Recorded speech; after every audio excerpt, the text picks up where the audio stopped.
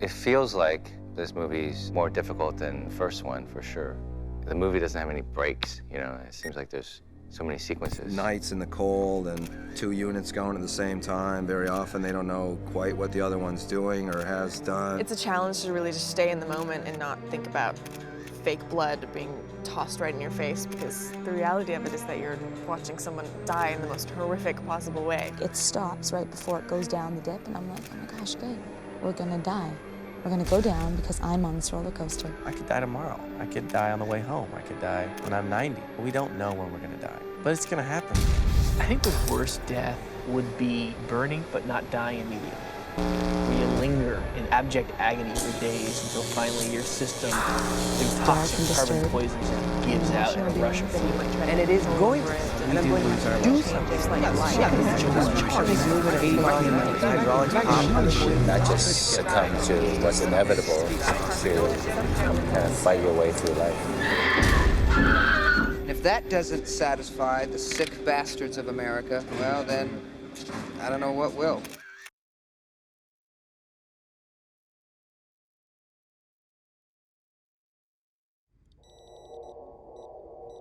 We don't have offices yet, so our production meeting is taking place downstairs in the Sun Place Hotel. On this roller coaster, you'll go.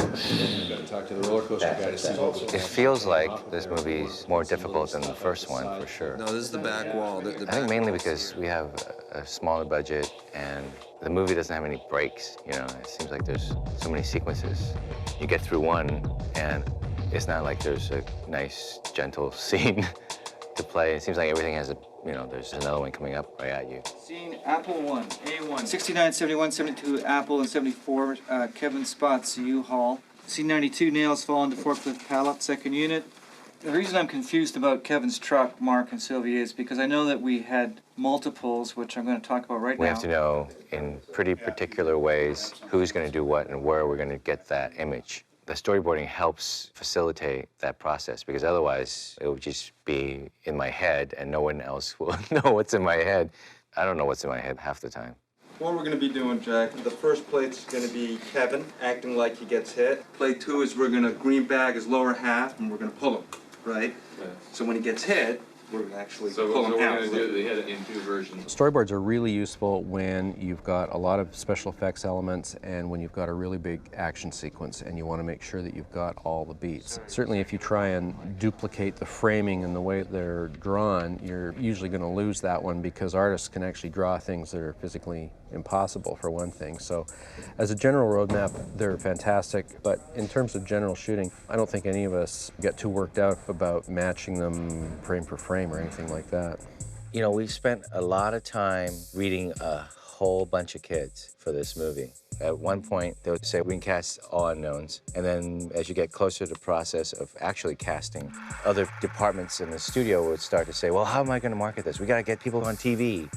But the crazy thing about movies is that it comes out probably a year and a half from when we're starting to shoot. And the person who's on a hot show, that show can be canceled, or it could be on the wane. So it's a tough thing to know who's going to be hot, you know, at the time when your movie's released. But in terms of the traditional stars of Brad Pitt and all those kinds of guys, this franchise never needed it. I think that by killing people who you don't already know and love and have some kind of built-in baggage, ultimately there's not that much loyalty to our actors. You know, they're willing to let them die and not think twice about it. But, you know, I happen to think that a lot of the actors have very promising careers ahead of them. This is hopefully the break for most, if not all of them.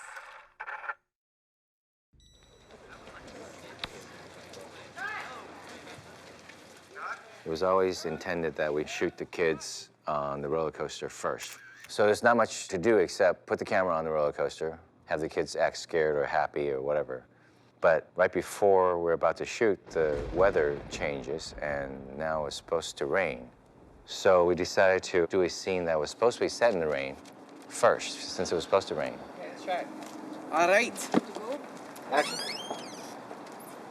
Oh, Wendy, is it possible to get the return your camera? Of course, on the first day we get there, it's beautiful sunshine, and now you're going, how can this happen to me, you know? When we want it to be rainy, it is the most glorious day that had been here in Vancouver. Look, there's not a cloud in the sky. There's a lot of impromptu things that happen on set, but you know, you have to be prepared very specifically about what you want. Yeah, so that Julie can see what's happening. That means a little bit of a scramble for myself because I didn't expect to shoot that scene until, I think, next month. She studies her sister. She averts her eyes, hurts. No, Kevin's offered to help. You're afraid to deal. Can you blame her? I mean, the only answer for what happened to her has got to be some fucked up demonic shit. That's it. Those are the words you two wrote. No, that was those kids from UCLA. We hire a couple of guys, anonymous guys. They write the script. We sign our names to it. We get paid. We give them like 50 cents to, an hour or something like that. Because they're getting experience, real film experience. Because I've never heard it put just that way. Studies her sister as Kevin hustles up to Wendy. Julie averts her eyes. Hurt. ... Faulkner would like that. It's too good. It's a beautiful thing. I first met Jim Wong at El Cajon Valley High School in Mrs. Brooks' honors English class. He read my short story and liked it, so I thought he was very smart, had taste. I remember when I was really young, I used to write these stories with my friends, and I thought, that was really fun. But then I never really thought, you can make a living doing that. I went to school as an engineering major for the first semester in college because my brother was an engineer, and it seemed like that's what I was expected to do. Jim's brother Pete went to Loyola Marymount, and then looking at it, Loyola Marymount had a film program that would take any knucklehead that applied. I went there because USC and UCLA wouldn't have me. I was too lowly. My roommate Glenn and my best friend, he was a film major, so he was already heading towards that way of working in the film industry. We'd go see a lot of movies because he was a film major and I liked seeing movies. And I sort of felt like the films that I really took to were these kind of gritty late 70s dramas where you have more of an anti-hero, where people took action. I loved all the Bob Fosse movies and George Roy Hill movies, Scorsese movies, and, of course, Coppola movies. We went to see Apocalypse Now, I think September 24th, 1979, at the Cinerama Dome, which would have been 2 weeks after school started. And I think that had a huge impact on him. When I saw that, I realized how a person's vision can change other people's lives or change how you feel about different parts of history. And, watching that movie, being inspired by it or being motivated to do something like that was what made me become a film major. All right, cut. Excellent. Okay.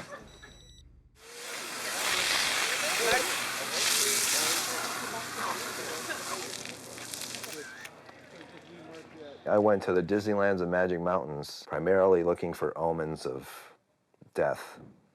The airport just has all kinds of portents to send a shiver down your spine that you're going to crash. In an amusement park, I noticed how hard they work at not having those things. The county fairs are just a little bit more slapdash. The peculiarity of the schedule on this show was that it's heavily top-ended with the biggest sets. And it meant that we had to have 90% of the show designed before the first frame of film went through the camera. The Devil's made almost entirely of styrofoam. It weighs in the neighborhood of 2 tons, which is a lot of styrofoam, and probably has 7.5 tons of support to keep it from flying away. It was about 6 weeks from the time the first knife hit the styrofoam to the time we set up, which is pretty good for what we got. Yo, what's cracking behind the scenes? As you see, we got the lovely devil going on with the balls hanging and stuff. You see how big the devil's balls is? The balls. It's like humongous. It's anatomically correct. Action! Get out! Yeah, what are you even doing here anyway? Yeah, you graduated like 2 years ago. I stuck around and wanted your development. There he is. There he is. Welcome to Devil's Flight. Man, I got my pass right here, man. Damn. No, what? No. Shut up, Kevin. No, he's after Jason. But then you go, well, but he says to this girl, you stay out here with them. That happens first. And then, so it was like horrible. It was like, suddenly you go, oh my God, he can't be here first and then be behind them. Or how can he be behind them when he's there first? So you have to go, okay, then he gets, held up somehow.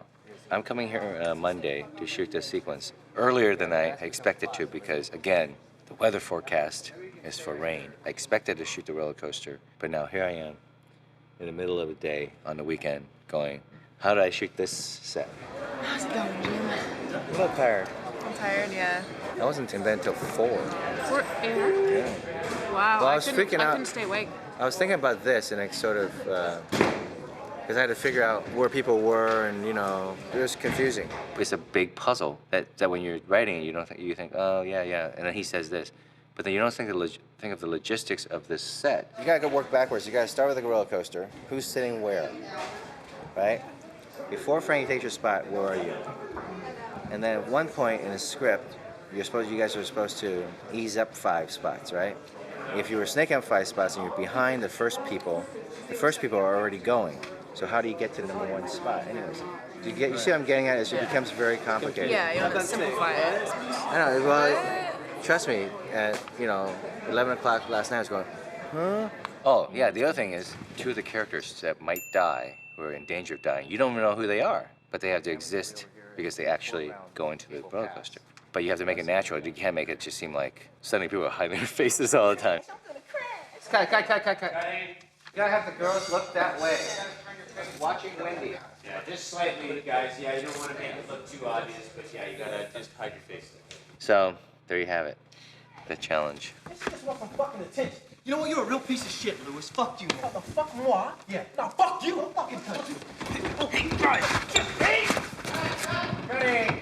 If you do that, it'll be like, bam. Right? That quick. You need to throw it faster. I am going to throw it faster. Right? When I swing the gym, yeah. Lewis, you're a real piece of shit. Don't let fuck you. Oh, fuck moi. Yeah. No, Kevin, fuck you. Hey,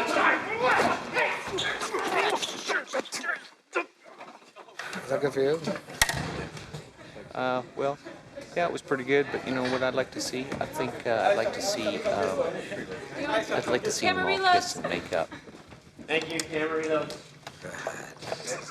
You all right, dude? Yeah, I'm okay. I actually bounced. Oh, we saw it. It was quite funny.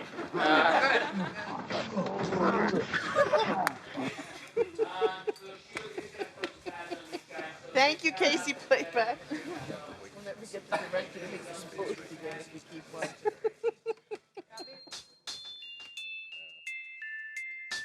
I like to listen to music that sort of makes me feel emotional and makes me think about things that, make me cry. A lot of times it'll be even just like certain lyrics to certain songs that I have to just keep in my head and keep repeating to myself that I'll relate it to something in my life and it'll just make me extremely emotional. And so if I keep like pounding that into my head and it just makes me like more and more and more emotional to the point where I'm just like, gonna break down completely. So I have a whole playlist actually that I made for the audition that I still have on my iPhone for the Final Destination 3 audition. But yeah, we'll take a look at that later. We'll get back to that. I actually usually like auditioning. I like being able to go in a room and just show I can act, like just hope that they appreciate that. But at the same time, it's really frustrating because a lot of times they appreciate other things more. They want somebody blonde and, perky. That it maybe even cause the hallucination, but this fear is more than just being scared. I had a feeling that I'd done well. I felt like I did what I wanted to do just as an actor in the audition. I had a feeling like I wasn't going to get it, though. That was just sort of my general feeling. I just said, okay, I did a good job, but they didn't like me. She probably wasn't what I first imagined her to be, because I was kind of thinking blonde, and maybe that's what got me. That's what got me kind of off track. I thought Mary had a real kind of a soulful quality about her. That there was a lot of emotion that she brought to the role, and she was strong. I saw it in my head. You're here, right? You go. The first week, we're just kind of thrown into it, just meeting everybody, and basically, I'm doing one of my biggest scenes almost in the script. That was a hard week. It is a little bit frustrating when you have an idea that you're going to be doing something and you're preparing for one thing, and then all of a sudden it sort of just shifts to something completely different, especially if that different thing is something that you really wanted to take time with and really work on before you went into it. But kind of have to just let it go and just do the best you can and hope that, it turns out the way you want it. All right, let's do this, babe. What are you? Here you go. Yeah, let's do this. Woo!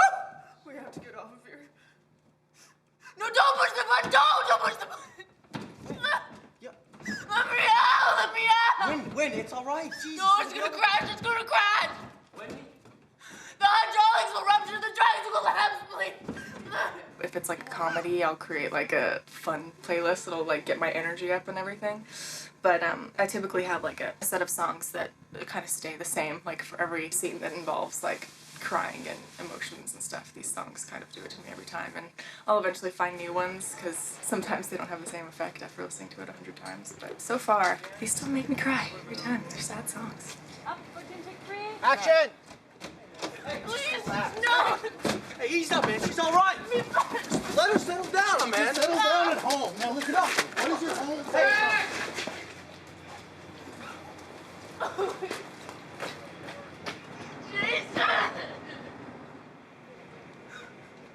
I felt pretty good about the whole premonition freak out scene. That one I was really worried about because I've never done a scene like that before where you really have to go that far in your emotions. So I was happy that I was able to pull that off to the way that I wanted to. So I'm excited to watch that to see how that turned out because in my head I think it turned out pretty good, but you never know. I thought I was maybe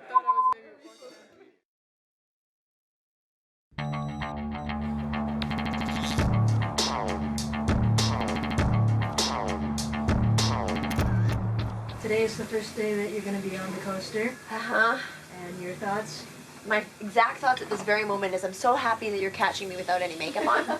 I'm definitely scared. I know one ride's pretty much enough for me. I don't really know how many times, like, you know, people keep warning us that it's going to be a lot, but I don't really know what that means, so.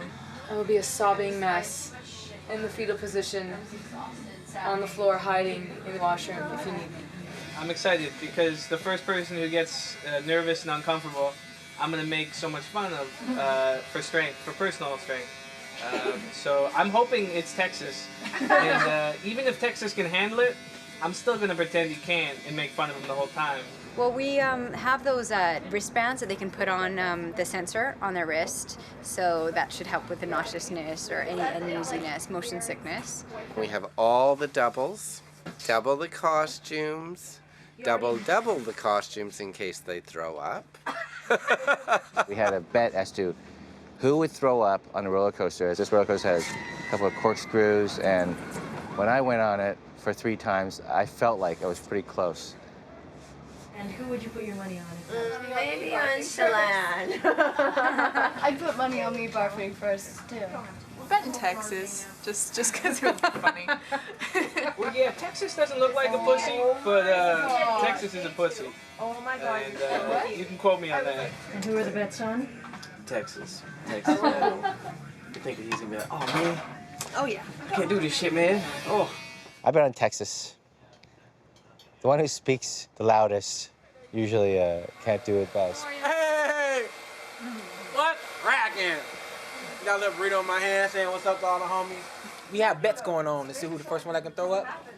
Ain't gonna be me. I'm ready. Well, make sure if I puke, you get it on camera. And then you can tie this all together.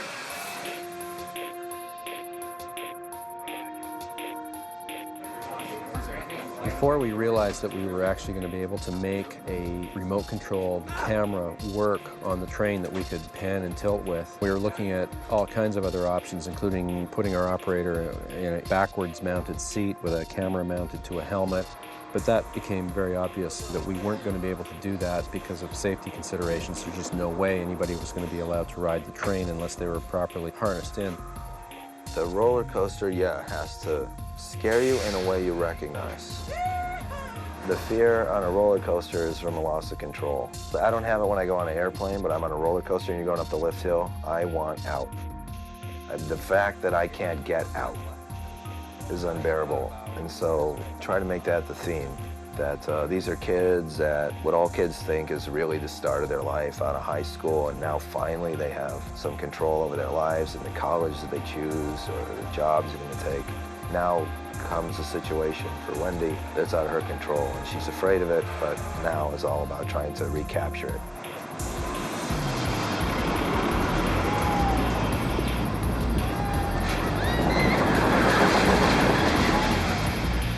Definitely, we didn't want a really smooth feeling ride. We wanted something that was going to be as subjective and tooth-rattling as possible.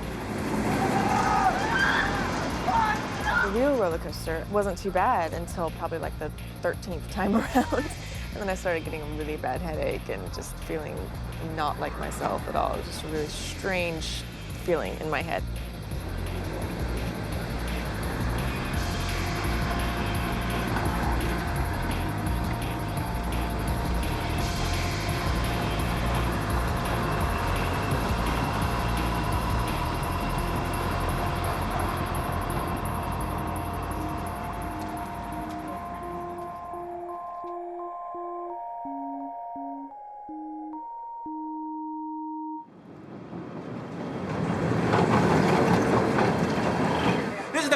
The whole cast is on the ride. We about to do it. The whole cast. And this is everybody. When it's going down. It's going down. The whole cast is on. The whole cast is going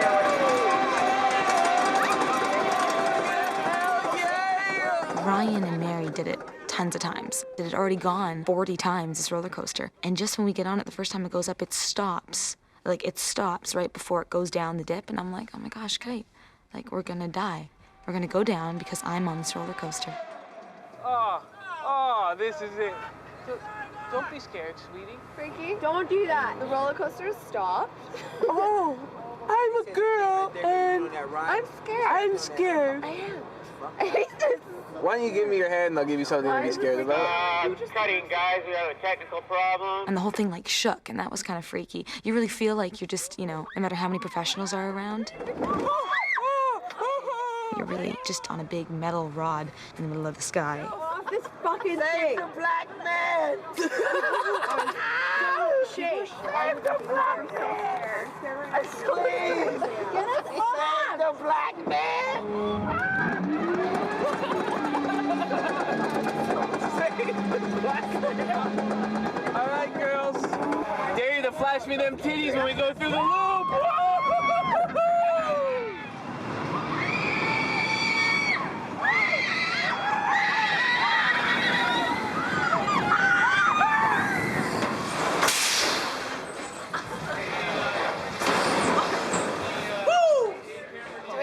Break after that. Now, the first night we rode the roller coaster, I think our record was 22 times that night. And we thought, wow, there's no way this record will ever be shattered. We've done 22 times on one roller coaster in one night. Never imagining that we would shatter that record many times over the course of like the 3 nights that we shot it.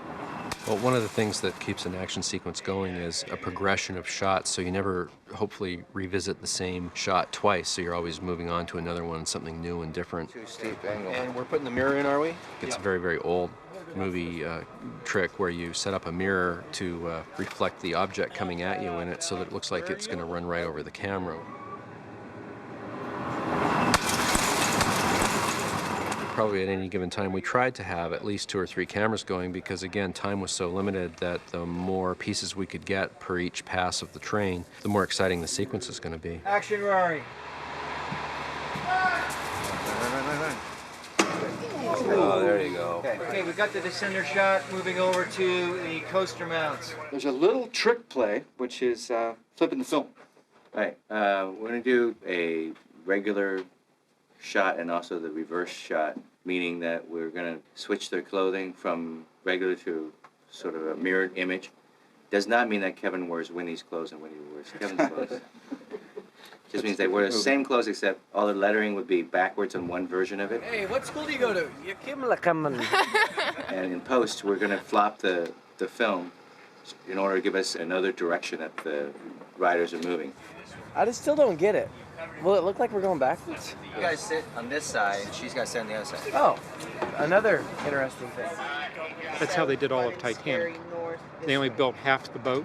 Oh. So that when you flip the film now, you end up with a whole boat. So what are we trying to do exactly? Double the length of the roller coaster. Double length of the roller coaster. Got it. Look, we have to sit on towels because our bottoms are so sore from sitting all day. Okay, tomorrow bring your own cushion. Oh yeah, we're not here tomorrow. Yeah, I was like, I'm not here tomorrow, but okay. We're 15 minutes away from daylight. We have the mount shots on the roller coaster to do, and that's the last thing we have to do. We get it, we're out of this location. As soon as the sun came up, I was like, oh no, here we go. Because once the sun comes up, Jim's got to get in as many shots as he can, right? And I know that. So as soon as the sun comes up, that means They that were we're like, go, yeah, go keep again. going, go again, Go again. Shalane was supposed to be the first one to barf. She but didn't. I didn't. I don't know why. Thank you. I was trying to make her so that I'd win the extra $10, but it didn't happen. It would have been a better story if, you know, if somebody actually hurled, but. I think we all lost that bet because, you know, everyone's very quiet about it, but pretty much in the third night, we were all kind of sneaking off halfway through just to quietly go weep in the bushes because it got traumatizing. You got the most votes for. What? What? What's going on? I got the most votes.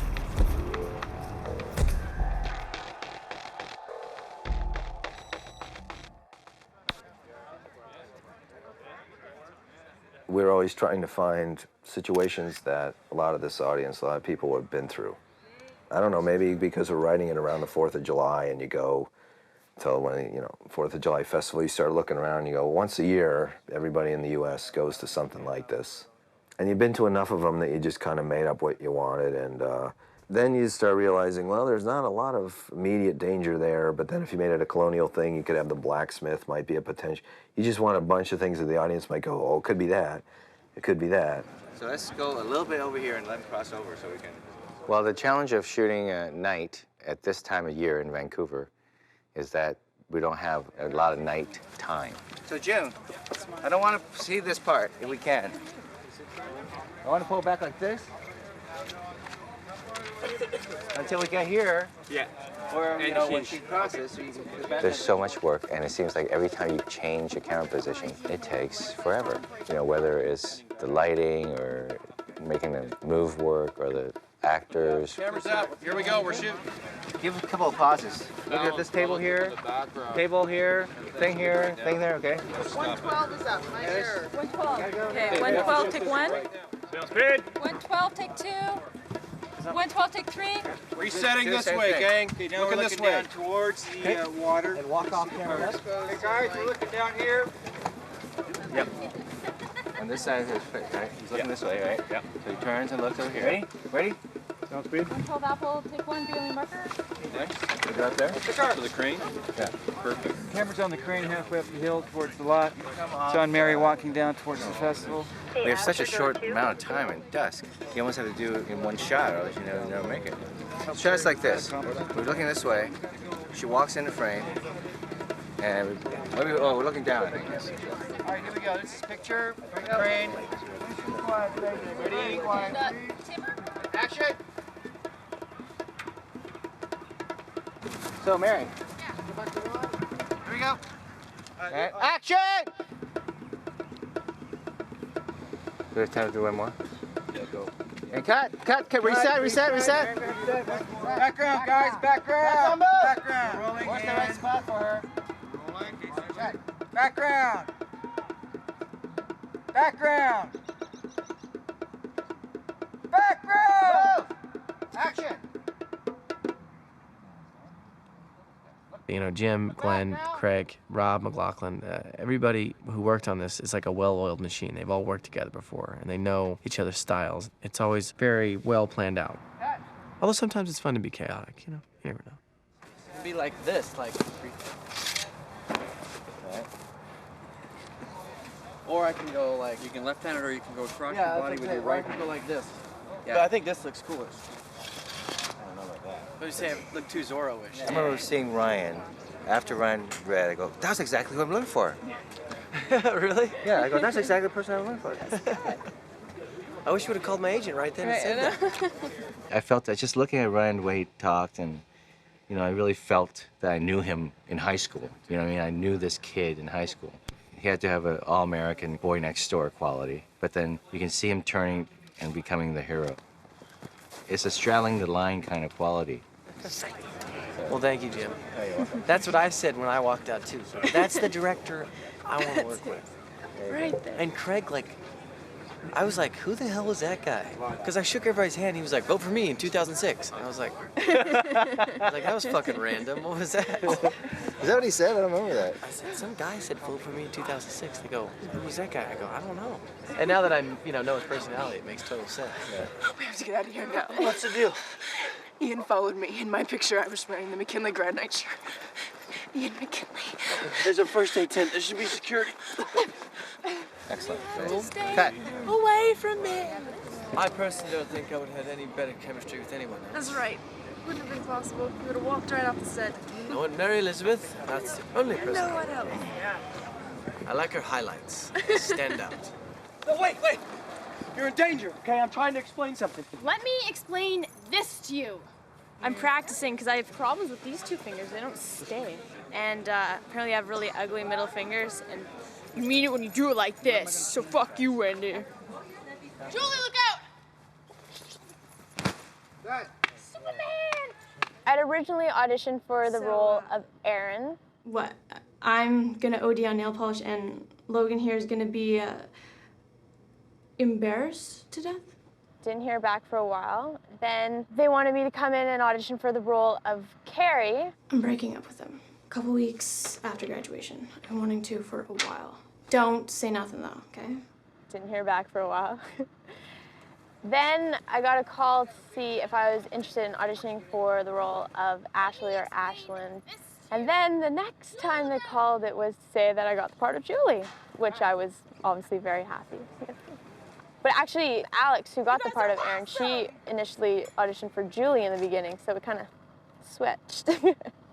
The whole Centennial thing was probably the most difficult thing for me, just because I've never had to do a scene of that emotional level. I need to know who was sitting next to you on the roller coaster.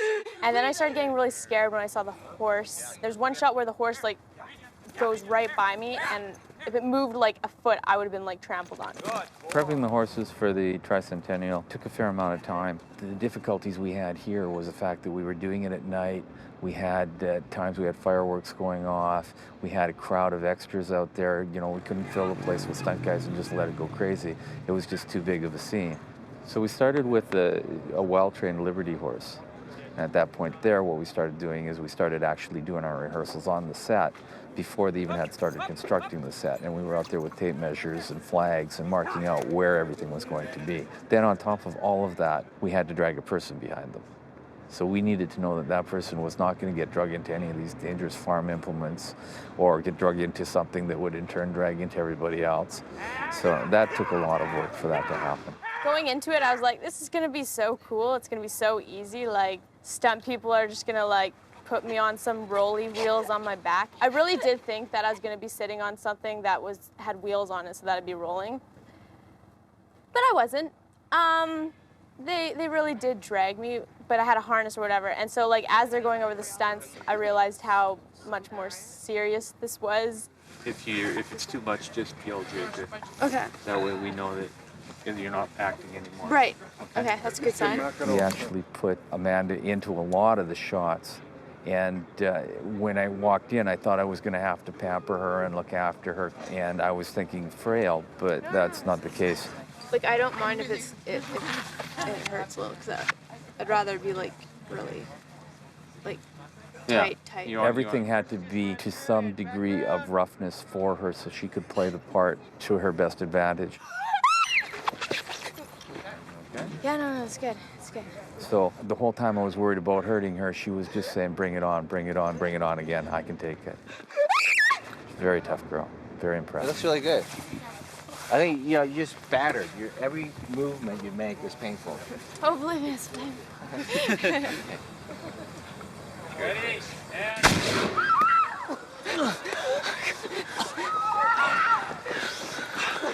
We need to get out of here now. What's the deal? Ian followed me. In my picture, I was wearing the McKinley grad night shirt. Ian McKinley. All right, there's a first aid station. There should be security. Get the fuck out of here, McKinley! I loved, in Hitchcock in To Catch a Thief, there's this wonderful kind of seduction scene under fireworks. So I wanted to do that, because I always thought the fireworks and, when you have the color lights and then it goes dark and, it's sort of that light and dark thing. I really want to do that. Fireworks!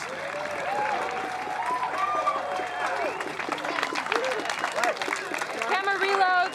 One of the things we did at the Tricentennial is we had to actually do elements of a live fireworks show for some of the work out there. We wanted to actually get some of the shots, and rather than go to a visual effects background. We wanted to get some of the shots where the cast were actually backed by real fireworks. And we set it up in the same way that a small rural show might shoot. We'd fire a test shell to find out for each shot. Once Rob had the angles set up, we'd take a guess on where we wanted the shell to break in the sky. And then if he was happy, we'd set off as many as 9 or 10 shells on a couple of shots. They'd do their lines, or they'd go together to give them this nice little stacked effect of the real fireworks going on. Yeah. I can't hear you, Jim.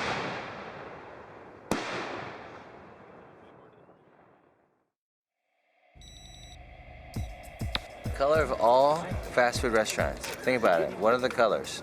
McDonald's, yellow and red. Wendy's, yellow and red. In-N-Out Burger, yellow and red. Jack in the Box, just red, but maybe that's why they're a little lower in the food chain.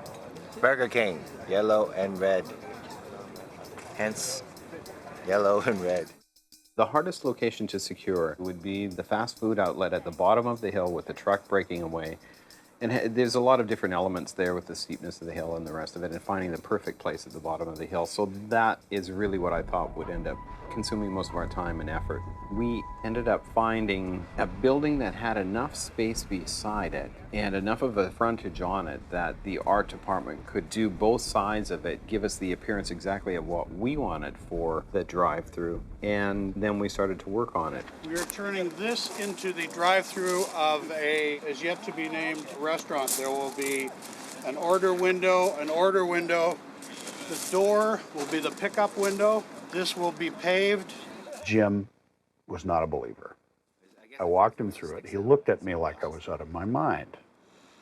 And we did it, we designed it, we showed him all the renderings, we walked him through it again. He still wasn't sure until the day he actually walked on set, and then he realized that it worked. There was this news report, I remember when I was younger, where these guys were sort of robbing people at drive-thrus when they were in the middle car. You know, like, there's a car in front of you, you're the next car, and there's a car behind you, and you can't go anywhere. You can't drive away or anything. These guys come up at gunpoint, rob you.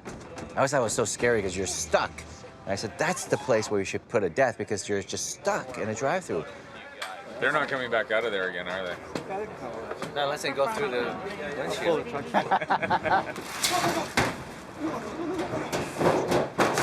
That's great, excellent. On to the next. Well, what we have in here is a little bit of banana mashed up. We've got some special effects blood. We've got some white silicone that's been diced up through a meat grinder to make it look like bone chips. And so that when it sticks to you, you've got gray matter and bone hanging off you. You know, everyday stuff. See, everybody at home, all you see is the pictures and the red carpet and the, you know, bling bling and all that. Look at this is how it is right here. Wet, dirty blood on the fucking pavement. So this is how we live our lives, really. 12 hours a day. Craft service. Craft service is good though. But then you got to worry about getting fat. So then when you get home on your 9-hour turnaround, you got to run. So you only actually sleep 6. It's just it's a beautiful thing, man. You gotta love it, right? What are you talking to? Just pondering how much I love my job. Action!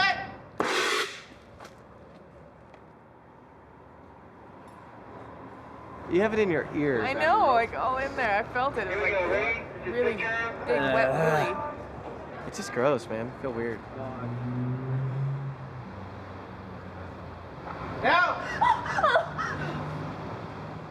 I was down in Los Angeles, and I was very poor at the time, and I didn't have the bus fare to get to the audition.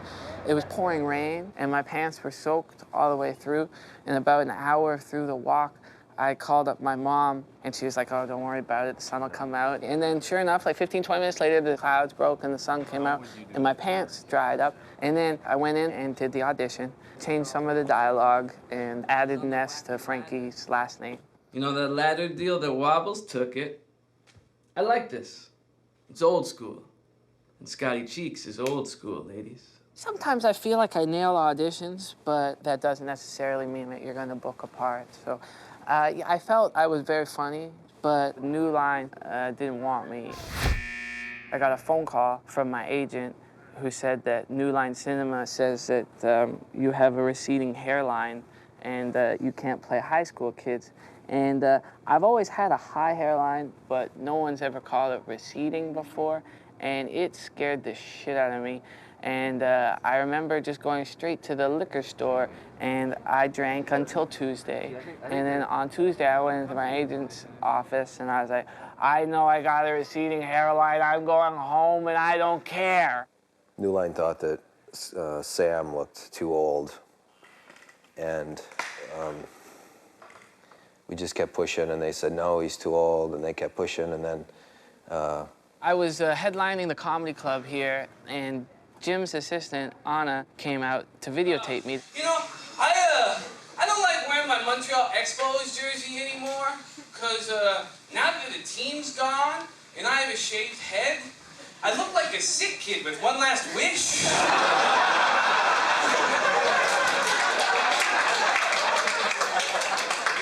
I want to see the Expos play. My hopes are high. My home arrow is low. So then, my agent in LA went to New Line Cinema, and Richard Brennan, who is executive producer, was watching my tape. The story I'm told is, while Richard Brenner was watching it, these two agents came by. He said, hey, come here, tell me, how old is that kid? And he didn't know that that was my agent there, and he went, so what do you girls think? Do you girls think that this kid could play high school? And my agent said, yes, he can play high school. Jesus, book him in this film. Let it all come together at the same spot. Come on forward. It all seems too good to be true, to get to come home and shoot a film. I've been touring around North America for a long time without a home, so I was able, with the cash from this movie, to get my first fixed address in 3 years and 11 months. That's good. That actually is okay. Is it okay? Sure. Here's what we're gonna do. First, we're gonna shoot a clean plate, right? We're gonna roll on that for 5 seconds. Then we're gonna pop the engine forward, roll on that for 5 seconds. Sam is gonna go through his motions as if he gets hit, and his head whiplashes back. After we get a take that Jim likes, we're gonna pull Sam out, we're gonna make sure everything's dressed, and then we're gonna put green screen all around. It all happened so fast, it was like losing my virginity. Put in the head on the stick, which we lovingly call a splooge head, and then run the engine through and just cut the top of his head off. Just a typical day on the Jim Wong set. One of the big challenges was all that hair work. The man hours are insane. It's basically a gun barrel, essentially. We put a little charge in there, this little squib hit, and that sends it flying off. I didn't realize how ugly my head looks until it was very close to me. Take care of my little angel! God damn, I'm ugly. We're taking the aftermath of Sam's head here and doing a little bit of redressing on it. It's going to fix up the scalp here and attach it back to a piece of skull plate. It should give us what we need. Brain matter. It's just gelatin. It's actually edible. A bit of blood. Separate it up a bit. Okay, so that's the long and short of it. Stay well back, and you'll see the top of this skull flying and a lot of blood. So stay well back by Video Village. Yeah, that's not rain protection. Visual 79, take 7.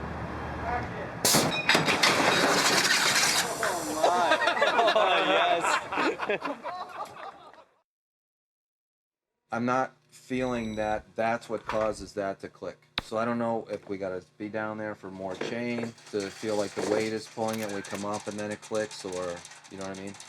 Went to the Home Depot on Sunset Boulevard 3 or 4 days straight for 3 hours at a time. Just walked around and saw where the mercuric acid was stored next to this.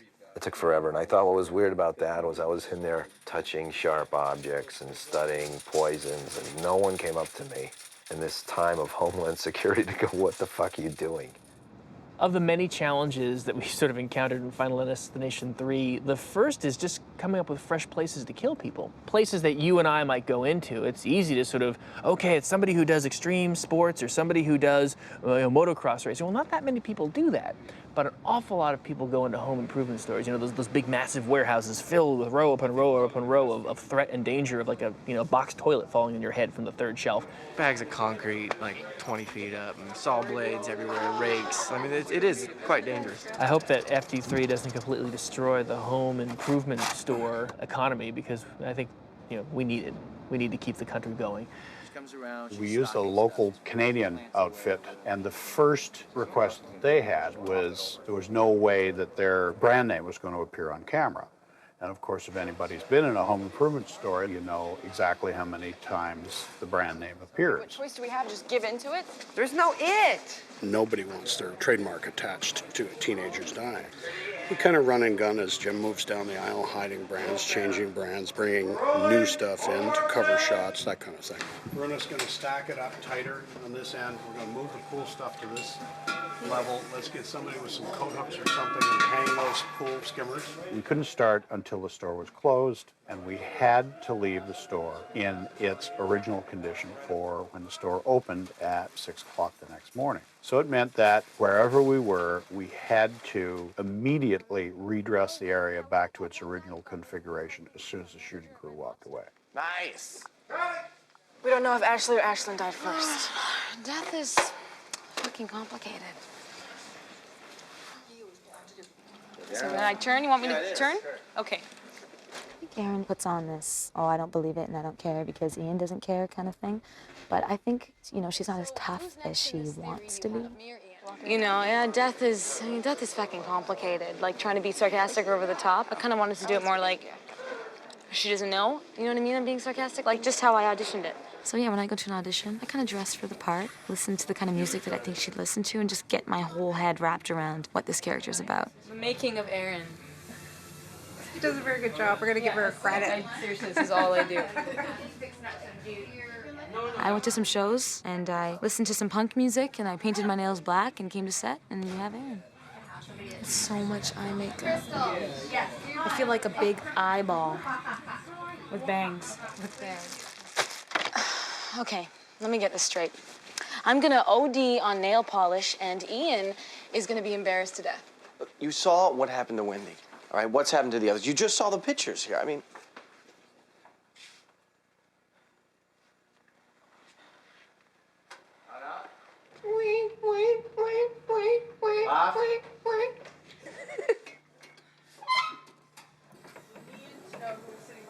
I'm hoping people notice my forklift driving, because I took 2 days to learn how to drive a forklift. It's so dangerous! 2 really, really intense days where I had Dustin teach me how to drive a forklift, and we went from everything that was as simple on the first day to just driving in a straight line, which is incredibly hard on a forklift. You have no idea how difficult that is to do. And then by the end of the second day, we'd had sort of a slalom course, S-curve sent through pylons. Take that, pylon. In the actual place where he's driving, all the aisles are only 8 feet wide. So the machine actually takes 9.5 feet to turn in. So we're teaching him how to do little shortcuts to get it so it'll turn in those areas. I felt so incredibly confident that I was really excited to come to set. Came to set and the first day promptly crashed the forklift. Yeah, sorry. We might want to have cleanup on aisle 5. Who was sitting behind us? I've discovered that I can't act and drive a forklift at the same time. When I'm like, the performance is going really well, the forklift driving is absolutely terrible. And when I'm actually driving the forklift really well, I'm not in any way paying attention to the performance. It's not complicated, it's simple. And because the forklift usually involves driving around things that are going to be knocked over, I'm going to crush other actors, I usually tend to sort of focus on the forklift. So when you're watching the movie, you're like, God damn, that's some great forklift driving, but God, that guy sucks. You'll know why. Right now we're in the Build It Center. We're in a set that's built to look like a Build It Center. And they've done a dang fine job, if I may say so. The shelf tips is an occurrence of something else that's happened, and there's sheets of plywood that come shooting off like cards falling, right? It might hurt, though. We haven't determined that yet. I'll let you know after this take. I love reading a scene where, whatever, I kick out a window, I jump off a roof, I pull them out of the thing, and you get hungry, you get this feeling inside that you just want to do it, man. It's kind of like becoming that character. And I'm an athletic guy. I've played sports my whole life, so I like jumping off a car and maybe I scrape my knee or I got a couple bruises. I think it's cool, you know? Every guy thinks it's cool. Don't let anybody fool you. As soon as I get in there, I'm gonna look up, and then I'll wait. We're gonna be down here with one piece of plywood that we're gonna flip over and hit the actors with. A lot of actors don't say this, but a lot of the hard stuff, your stunt double does, which I'm very good friends with my stunt double. You make it look cool, and then they take those hits where you go, ooh, shit, like, you all right? Go!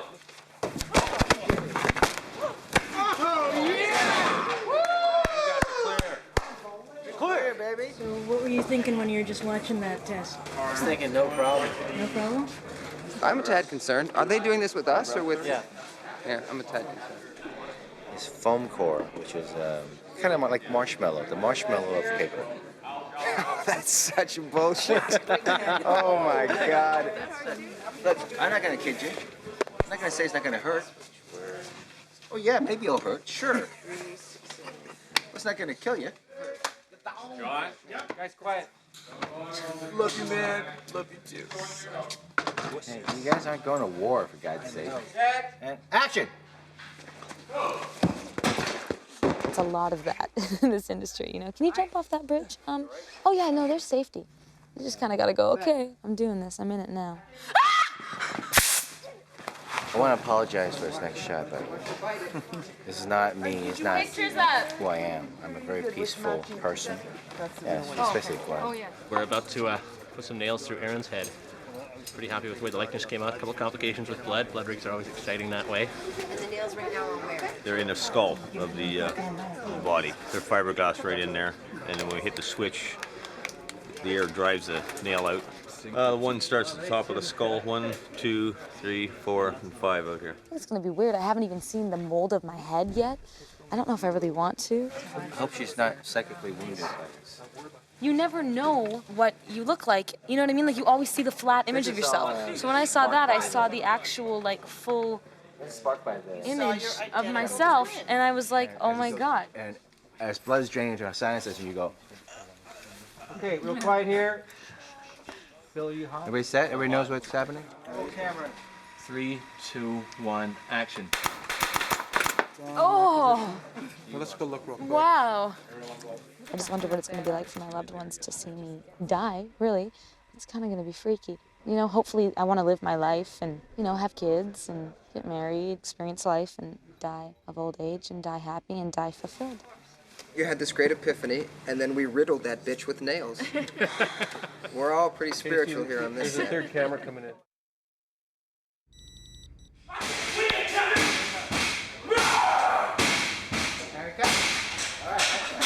Yo, this is Texas Battle coming to you live from the setup FD3. We about to go on up in here. I gotta do some blocking for my next scene. Do my thing, you know, show y'all how we do it back home in Houston, Texas. I'm representing UT all the way. You already know I'm a true Longhorn. This is the set. It's the set we've been shooting on for the longest. Got the line producer Art right there. Got my man that pay my bills. That's Craig Perry right there. Without him, I ain't even on the set without this man right here. That's real talk. That's my man, you know. It's my man, Ryan. Say what's up to behind the scenes, baby. Okay, come on. Okay. This is Jim Wan, the director. He don't play when it's time to start rolling. What's up, Jim? What we doing? We're gonna block the scene. We about to start blocking. Action. Come on. So you gotta be right. You gotta get you right here. There's a guy walking out. There's guys doing lifting, heavy lifting here. Just you want to crack both of you. You don't crack both of you left. Explain. Now you start. All right, look. Ashley and Ashton were in the first. When he first comes out, show him the picture, and he knocks it away. Okay, look. Ashley and Ashton, We can do. Fuck no, I don't care, Kevin. You shouldn't care. Keep going, keep going, keep going. Wendy, she looks like this. I look behind her. And the guy comes in. He's fuck the rules. We have fun on the set all the time. Great casting crew, man. This is how they get extra lines. For instance, if they catch the ball, you got it, baby. Extra line. If they miss the ball, you go. How'd you drop that? He gave me a look. Okay, cut. See, there's always changes every day. Jim just cut like 4 lines. 4 of my shit. 4 lines. You shouldn't care either. That's how you say you Okay, know this hold on, already. wait, fuck no. Wait, you shouldn't care. You shouldn't care either. It's the second Because what line, you man. said- Because what you Eat said this is shit. bullshit. I just said it, Jim. This is Hilda. This is the lady that stays on me for every line. She makes sure you stay on point. You can't say one word get past her. Not even a period. She'll catch you. Texas, that's supposed to be a question, not a period. She'll catch you. I'm telling you, man. She keeps the whole, everything you hear us say on TV, that's because Hilda makes sure shit's right. He's the king of adding the word fuck. You're on crack. Both of them. Just listen, Ashley and Ashton were in the first. The part itself, it wasn't written for African American. It was written for an Hispanic at first. So I remember seeing the breakdown, and it had Luis Romero. Well, actually, it said Hector. It had Hector Romero. So it wasn't no part for me. But me personally, I'm like, hey man, it'd be great to get in this movie. 1 week later, hey, they opened up the part for African Americans. So I'm like, oh man, I gotta get in there. I go in for the audition, I'm reading the lines, I'm like, oh, I can do this. No problem, I can be tough. You know, put a little bandana on, show a little muscles, a little wife beater, be all right. All right. Yeah, man. Hey, I'm ready to go, man. Shit, motherfucker, my nuts, man. This is totally different from who I usually go out for or who I play. I'm more of a comedic guy, more of a funny guy. This guy's just straight asshole. Fuck yeah. You know what? I just win, baby. I just win, baby. There we go. All right, excellent. Straight back. Still gonna say that. I just pooped myself. You see that? They had to drill the machine down and hold it because I got everybody scared in here. See, that's how you gotta do it in here sometimes. You gotta let people know who's in charge in here. See, the white man might pay me, but the black man running shit. Well, we needed a piece of weight room equipment that would crush a guy's head like a melon. And sadly, they don't have that kind of thing on the marketplace right now. They try and avoid that kind of thing, so much so that nothing comes even close to being able to crush a guy's head like a melon. Well, I guess this was one of somebody else's concepts about how to do it, and you can see, you know, inherently how this doesn't crush the head the way they wanted to crush the head, and in fact, they've actually severed the head, and the head's gone flying. So what you really need is to actually sandwich the head right smack between the weights. And the other important element is that only one failure could occur instead of like things popping off all over the place and stuff. What you really want is just one thing to happen and then boom, done, because that's sort of what that scene's all about. So this was my concept of what was going to happen with the weight machine. Originally, these things started closer together, but then when we started adding all the weights, we found that we were crushing the weights instead of the guy's heads, so we had to push this apart. But anyways, my idea was that this pin here would pop off and that these two metal flanges would just fall uselessly and that these would just fall on the weight of gravity. But special effects needs things to work perfectly, and they don't like the idea of hoping that these will fall simultaneously exactly, which is what you need to crush the guy's head, so you're not just shoving it in two different directions. So they put a kind of a hinge element here that would slide down. But the actual way that it worked was very similar to my concept, and the machine itself was exactly the way I designed it. 3, 2, 1, swords. And action.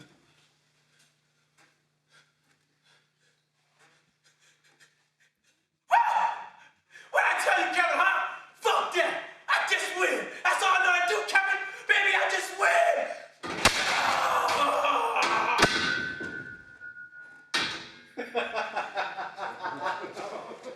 The weight room, you know, you go to the gym and you run and you look around and you go, some of these people should be killed. You start thinking about deaths, and I said, I just want an Oakland Raider fan to get hit by a bus. And started thinking, where could you make that work? You're not going to do it at a game or whatever, so you take an individual Raider fan and put him at the gym. Then the gym, I went up to the weight room, where obviously I never go, and started looking around going, okay, that could crush the guy. And then put all this Raider propaganda nonsense in the guy's mouth and squash him. And I'd test friends and stuff, go, hey, we'll do Final Station 3. And the Raider guy says this, and the squash, like, oh, I can't wait to see that.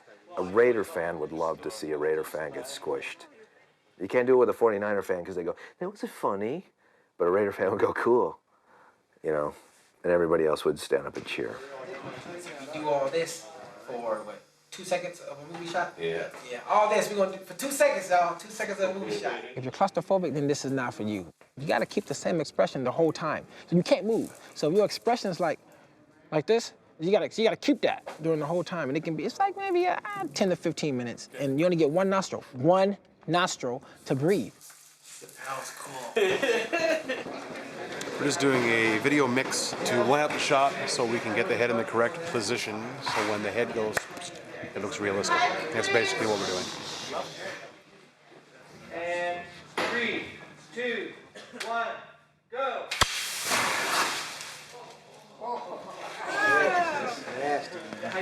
You see how they did me? It's like majorly, that's wrong. That's wrong. Hey, Texas, call your mom. Bishop, what the fuck are you doing here? Listen. The splooge is pretty gross, but it's also pretty funny, you know. It's a challenge to really just stay in the moment and not think about having bananas and strawberries thrown at you. I think Mary gets the definite worse end of the blood situation than I did. Oh, you're gonna splooge again? Jim. Oh, there he is. What's the end of it? Even though you read the script, you just kind of don't really think about those things until you're actually there, so it's been surprising. Hey, shit. We have only one shot at this, unless we want to change clothes and do all that shit, so. No. Nice. There was one scene we did where the splooge gun, as they call it, was actually basically right in front of my face, almost. It was really close up, and those things are powerful. Like, I mean, they hit you hard. So the whole time, like, while we're doing the scene, I had these butterflies, and I was trying not to anticipate it.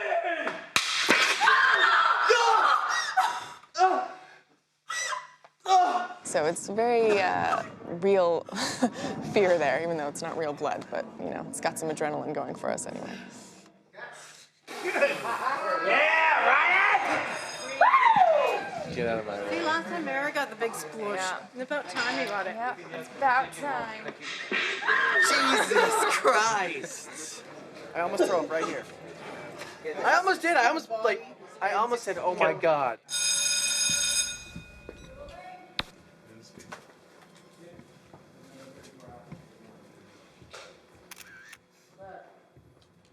And action. Dude, he said no drinks. If you spill that shit, we're gonna have to clean it up like last time. Happy biatch, nothing to spill. Why does Siri keep it so cold in here? Maybe it's supposed to be colder for the machines or whatever. Oh, a few degrees won't hurt.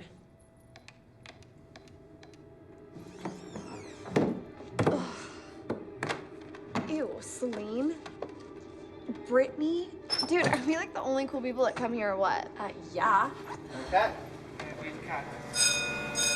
Let's start with the hard one. Let's start with the nudity. Yeah, let's just start with it and get it over with. I originally was like, not doing it. Then I had a meeting with Glenn and Jim about it, and they totally put me at ease, and like they're explaining the whole kind of psycho thing where your skin, like if you're wearing clothes, you kind of have something to protect you, but when you're just like bare skin, like that's it. It pulls the audience into a place that they're more comfortable with and then kind of twists that so that their nudity, which is at first titillating, makes them so much more vulnerable when they're in danger. Yeah, you're so vulnerable to like everything, especially being burnt on your bare skin. Like that's something that will like totally freak the audience out.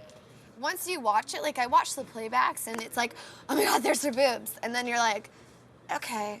And then you're like, okay, now I'm just like disturbed. You don't even think about the nudity anymore. Like, so I'm glad that they did it that way and it wasn't sort of a, they haven't exploited it. Yeah, it's not like a TNA thing, and so it made me feel comfortable. I mean, of course you have Shalon and Crystal take off their tops at that point. Ha ha ha, whoa, you know. But the nudity goes away, and I think it'll be very disturbing.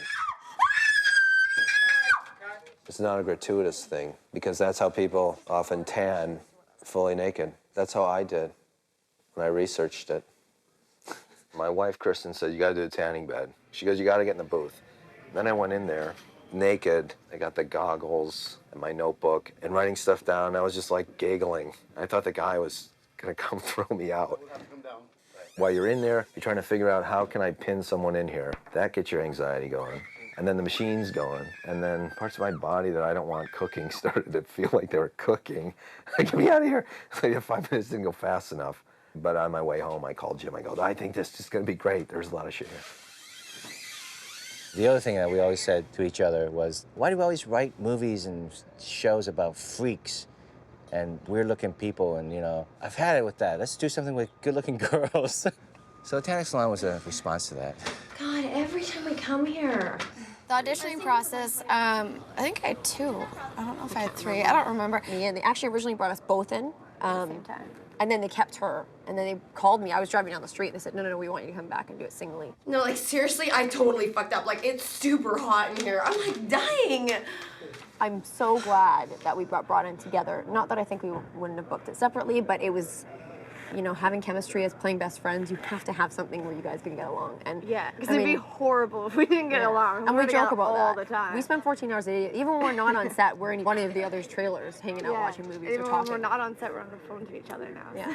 So they bonded us. They brought us together. We just were missing. That's all. Happy. Thank you, Final Destination. I guess it's just we're trying to make the. I can't believe these girls are doing this. They're my heroes. Look at the burn marks at the end of this. Oh my god. Oh my god. Then that didn't hurt her? No. Listen, she goes hot. Is that her skin? Any questions? She can't get out. Just, and it's just, you know, she's trapped. Can't get out. You're on fire. Kick like hell. The new stunt gel that's been developed for this show is amazing. And we can actually have our skin on fire without any worry about wearing flame retardant. Okay, action, Leslie. Oh, I've been working with gels and stuff for a few weeks, just all different stuff, different recipes, and I finally came up with one, and we're getting 26 seconds all on the chest, on skin burns with just gel and fuel. It's like extremely long for what's going on. It's not even hot on my finger. Dunk our arms in it and pour it on ourselves, put the accelerant on, light it up, and away we go. 25 seconds. And action. Kick the shit out of it.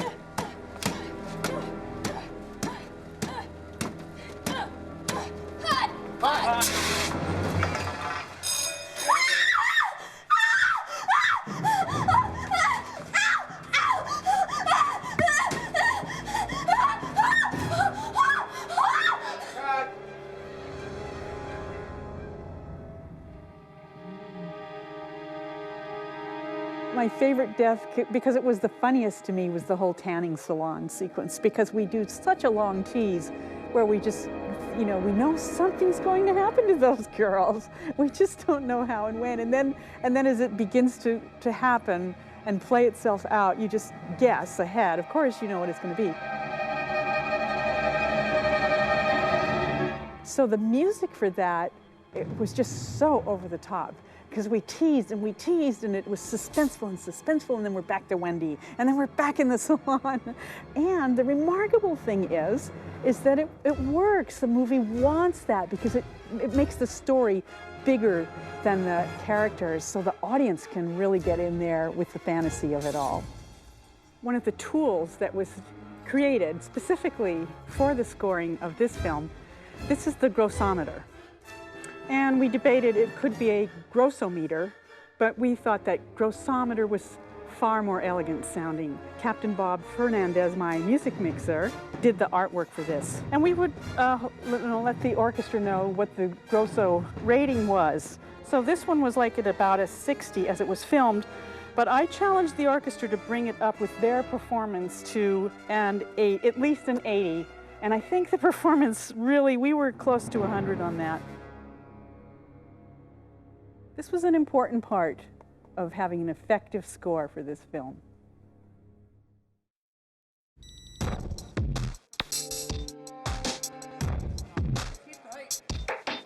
In order to achieve this roller coaster sequence, we pretty much had to pull all the stops technologically.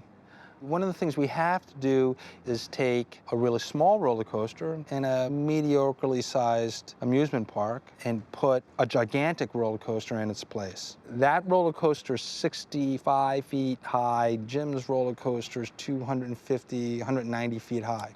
So now we have this sort of a Franken roller coaster. Part one roller coaster, part another roller coaster. We basically did the full sequence in what's called a previs, or pre-visualization. It's a very kind of, medium to low quality, bare bones animatic. And this allows Jim to set up his camera angles before he actually sets foot on stage and does it in person. It saves time on that upfront process. And also allows us to plan the complexity of the shots. What previs enables us to do is it enables us to sort of work out the mechanics of the scene. How are we going to shoot it? What kind of lens do we need? Do we need to be on a crane, or are we going to be on the roller coaster car itself? We sort of divvy things up and we go, okay, look, this we can get practically. Let's just get this at the roller coaster. This shot here, well, it's a combination of CGI and practical stuff. This shot here, it has to be pure CGI. It gives Jim and Glenn and the other creatives opportunities to go, oh, well, geez, you know, if we're gonna be here, we can do this. You know, so it becomes yet another creative mixing pot where people go, oh, let's try this. And ready, play. Ready at 3, 2, 1. Yeah, it's great. So that's one of the greatest advantages to having previs, the ability to decide how to achieve something almost unachievable. Since we don't have an actual roller coaster that has a 360-degree loop, we're recreating on the stage. We're changing the speed of the film and the camera. Don't make any sharp movements. I mean, in fact, if you're gonna move at all, move like in slow motion. The camera is basically gonna do all the traveling for the cars. So as the camera moves, it'll appear that the roller coaster is moving, and then we get our shot.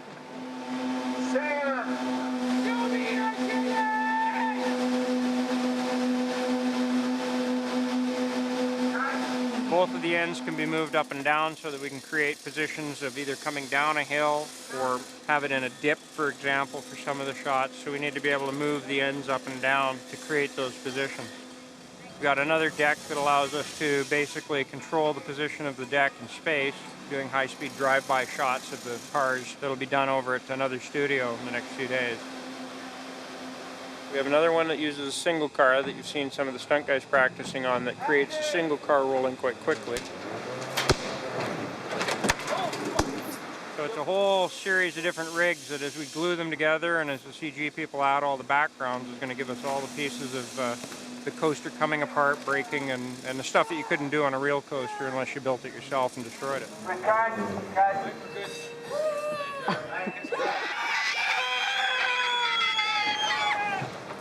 The funny thing about filmmaking is no matter how many cool computer toys and big hydraulics and massive rigs we have, in the end it all tends to come down to something simple for some of the shots. And a lot of the shots where we're in close on one car are done just on a simple little tripod and 4 guys on each corner with pipes just shaking and jiggling. And it gives you the ability to really control something in a very fine way. That was really great on the movement, guys, everybody.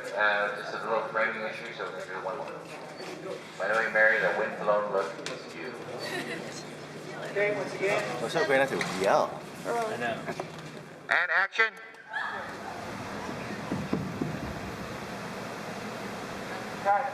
Jim, frame 143.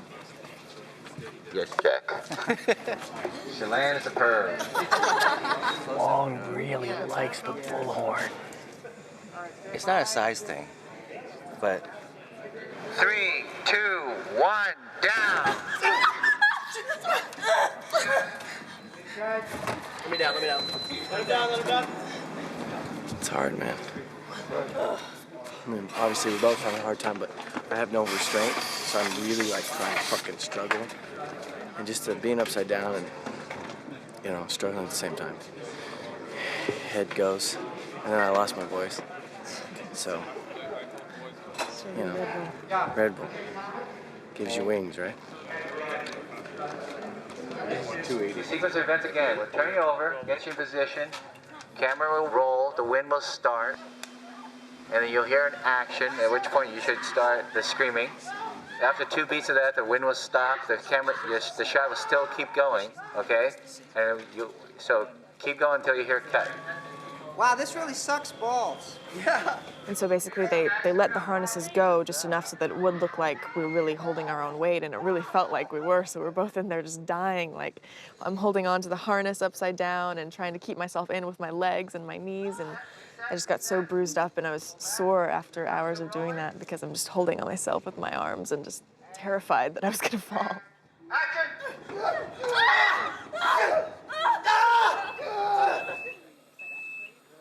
I felt like I got raped by a 400-pound gorilla. Wow. Oh, man. That was one of the worst things I've ever done in my entire fucking life.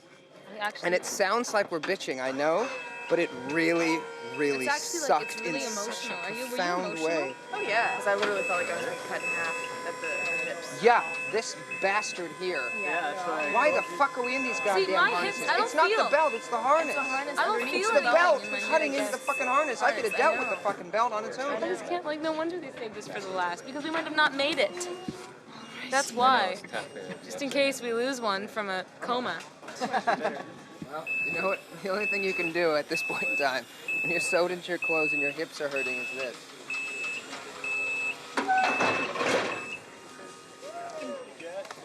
Yeah.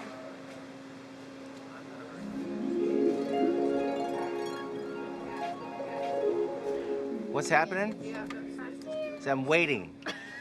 These shots take a long time to do. We have a record of 4 shots yesterday. We're doing a record 1 shot today already. I believe Texas was falling asleep because it's just too exciting on this ride. I'm tired, so me personally, when I'm tired, I get a little sleep on the rail for a little bit. Action. Yeah, let's rock and roll, let's go, woo! Woo, cut. Fuck. Go right back to sleep, man. That's what we get, that's what we do, on and off, like a switch. So I'm just, acting like the wind's blowing, I'm just going up this big ass loop, and then, okay, I'm getting tired, hurry up, say cut. He's not saying cut, you're gonna lose me. Okay, I'm dead. You know, when you make a good movie, you gotta take the quality time, right? When you make a good shot, you gotta take time to set it up, and that's all how it works. A lot of people say we don't get paid to act, we get paid to wait. I'm starting to believe that, Sam. First stage's gag is Ryan trying to get himself off the broken piece of harness. So he does this. To pull his jacket up, as he does this, that's when he gets hit. Well, I guess I'm about to get cut in half. So this is like the plate shot of me struggling, and then they're gonna put on this harness. Second stage is he actually gets yanked on a cable. He's wearing green screen pants. And then whenever they pull me out of here, it'll look like just my top half's going, right? Because all the green. I do a backflip like this, so it's gonna be. And I'm hungover. We're gonna load your mouth with blood. When you spit over your right shoulder. You don't want to spit on Mary. Oh, not on my left? Yeah. Huh? How are you doing? All right. Now your head needs to be to the right. I'm sorry, to the left. Up a tiny. There you go. That's perfect. Let's go. Yeah, you're perfect. Let's go. And roll sound. And 3, 2, 1, go.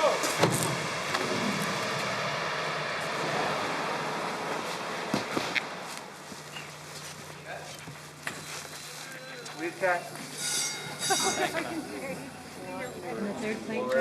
Ready? It's Mary and the dummy of Ryan being pulled away and leaving the lower half of his body. It's very disgusting. What are we doing to our children? Anatomically correct? Pretty much, yeah. We went with a ragged sort of look rather than that anatomical dummy look that always kind of looks cheesy. So that lot of trauma look. All right, stand by for picture. And 3, 2, 1, go!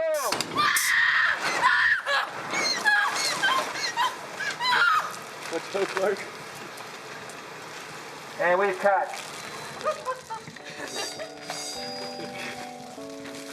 Pretty unscathed, actually. Yeah, it's like the first time that's ever happened. Usually I'm covered in it. I'm okay. Here we are, done almost. It's actually kind of sad. That's the only bad thing about liking people you work with is you miss them. Guys, it's a show wrap on Ryan. You make friends, but you never really talk to anybody ever again. It's really, I mean, you never mean for it to be that way. It's just always how it is. Always. It's weird. Maybe that's why actors are so bad at relationships. You were hilarious We'll do it again sometime. It's an environment that you create once. You know, you just never quite get the same feeling again. I guess it's life in general, you know? I mean, I feel weird. It feels weird. You know, one part of me really wants to go home, but I really gonna miss this too. I'm not accepting it. I'm not. I'm just denying. Deny. It's bittersweet. Bittersweet. I just have a feeling it's not over. Next week they'll be like, okay, so we forgot to do this shot. So we're meeting back in Vancouver. You know, one more time. I don't know. It just doesn't feel finished yet.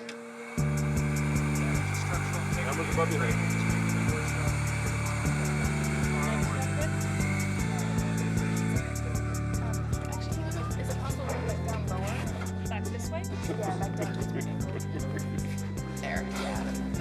All right, here we go. Stand by.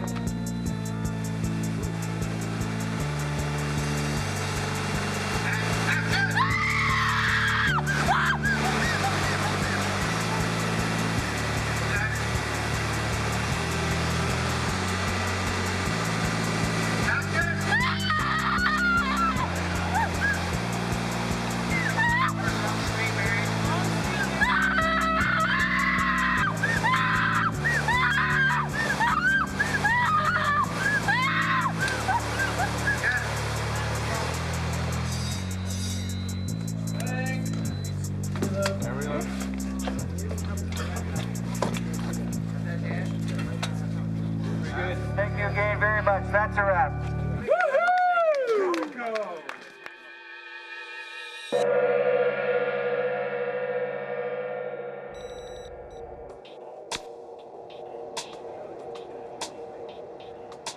This is the first time we'll be showing the movie to all the studio heads at the same time we're showing to the audience.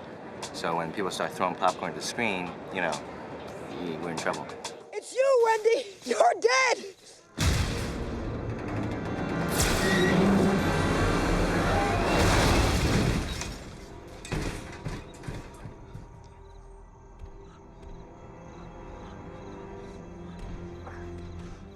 In this case, I don't believe it was a test screening audience that dictated a change. They confirmed it, but when we were cutting it, we knew that the ending didn't work. You know, it just sat there. It didn't seem to address the issue of whether they escaped death or they were alive, because it just happens and it stops and the movie stops. So it's just too abrupt. You know, when you watch this very loud, fast, visceral movie, you can't end like that. You know, you just can't end like that. It just doesn't work. It feels off. Test screening went pretty well, I thought. It scored better than the first one in the initial thing, but mainly everybody said they hated the ending. So I'm gonna shoot something else. That's it. We kind of knew that the ending was flat. And the day before, Craig Perry and Jim Wong, we all got together and, you know, tried to come up with suggestions for what another additional ending might be. Craig says, you know, why don't we kill everybody? And I said, you know, they made me on Willard, we had to reshoot Willard so that Crispin Glover would live. I'm like, they're never gonna let you kill, you know, the nicest, most talented cast we've had in this franchise. And at the theater, you know, they have a focus group where they interview like 20 people. And they go, oh, I liked it. But I kind of feel like I've seen it before. The New Line guy says, oh, you know what? I'll tell you what they haven't seen. Kill them all. I think what people came to see by the third one particularly is the deaths. And that's the signature franchisable element of the movie. And so when you leave three guys still standing and you don't even give them a hint that they're in danger, audiences, they feel gypped. And you know, why are there three bodies? Why are there three walking, living people in this movie when I really want everyone to die? Get rid of them. Kill them all. Wipe them out. I think that's the real surprise people aren't going to expect because they're so used to seeing that extra bit that makes you think, ooh, they're going to come back. Not in this movie. They're dead. The end of these movies have never really had what the beginning of the movies have. You know, a plane crash, a roller coaster crash, a freeway crash. And the endings always had a lesser magnitude. And so when they wanted a new ending, Jim said, let's do something that's in the ballpark of what the beginning accidents are. So he said a subway, and I said, yeah, that's not so easy. I lucked out and caught an early train. I hope I'm not messing you up or... No, it's just... I think I had a sense that you were coming now. Basically, they said that it was going to be a huge, you know, subway accident, and that was kind of the first I heard, and that was basically all that they told me until I got here, pretty much.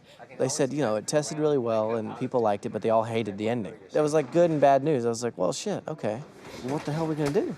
I was like, what's up? Craig called me from Paris. Hey, Craig Perry. Oh, we're reshooting the ending, huh? Yeah, I mean, I guess I could do it. I'll check my schedule. Yeah, okay. Bye. Oh my God, we're doing this, and I'm dying. I'm gonna die. It's gonna be awesome. Woo! That was pretty much what I did. It's pretty awesome. I didn't really understand if they were gonna cut out the horse thing or not, and I was like, are you kidding me? Did all that horse shizzle my nizzle for nothing? But luckily it's staying in. Nobody sent me a script. I got a call basically that said I had to report to Vancouver. So I got on a plane, and finally a little package comes, and it's got a script in it, and finally I'm like, oh God, the script, and I flip through it, and I'm not in it. And I think maybe they've just brought me here to work just to sort of gloat about the fact that they've totally written me out of the end of the movie, and I'm just gonna have a little chair set aside where I get to watch the other actors, Sean and Laura, those bastards, take my place. But no, now I show up today, and apparently I'm getting cut in half, hence the green outfit. Some sick, twisted bastard at New Line thought I didn't die gruesomely enough. So now we're gonna chop me. I think that because the franchise has always dealt with the death in a humorous way, it takes some of the sting off of just the inherent cruelty of mass murder. We're rigging me up with 5 gallons of blood. And then 2 guys are gonna drag me while blood spews out from behind me. And if that doesn't satisfy the sick bastards of America, well then, I don't know what will. Killing everybody, especially these characters who don't deserve to die, I'm not that high on that. It just seems like a meaner world when you did this 6 years ago, or a meaner United States maybe, that now we're like going, kill them all, better you than me. But, you know, I don't know, that's what it feels like a little bit. And action! I wish I was making Hal Ashby or Elia Kazan kind of movies, but I'm not. Yeah, it's a little bit of a drag, but you know, I'm a whore enough to kill him all. You know, I didn't really mind, you know, whether or not I was gonna die. It's like, if it works for the story, man, you know, kill me. It's all good, I'll do whatever you want. Well, I think it's important that everyone dies because it adds closure to the whole story, and no one likes to see someone survive, especially Julie, I mean. I really like the fact that we all bite it. I mean, I think that's cool. But then, like I said, I was reading, I was like, oh, we die. I was like, oh, shit, oh, well. I kept reading, and then, you know, all of a sudden, it was a premonition.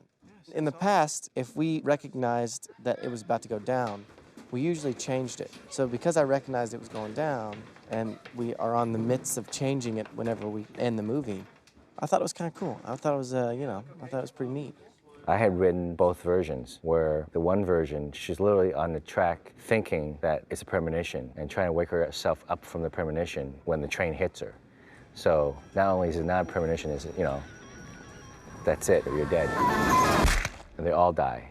And then we added the alternate version, which is, it comes out and it's a premonition, but can they get off? So for me, this alternate way is actually more, you know, open-ended and hopeful, if you can call it that. Let's face it, at the end, we're all defeated by death. It's just a matter of how long you can, you know, stay in the game.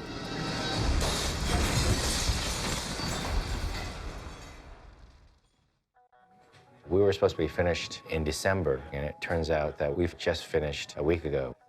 Today is January 30th, and we're opening February 10th.